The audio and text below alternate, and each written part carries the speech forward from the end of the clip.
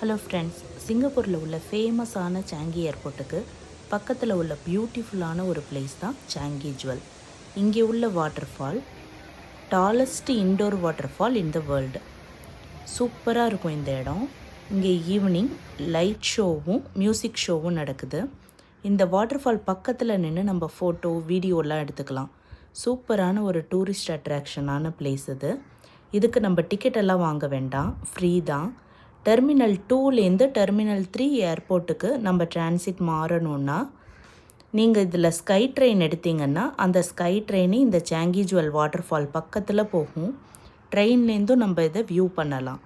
இந்த வீடியோவில் நீங்கள் பார்த்தீங்கன்னா பக்கத்தில் ட்ரெயின் போகிறதும் உங்களுக்கு தெரியும். 4 ஃப்ளோர் இருக்குது.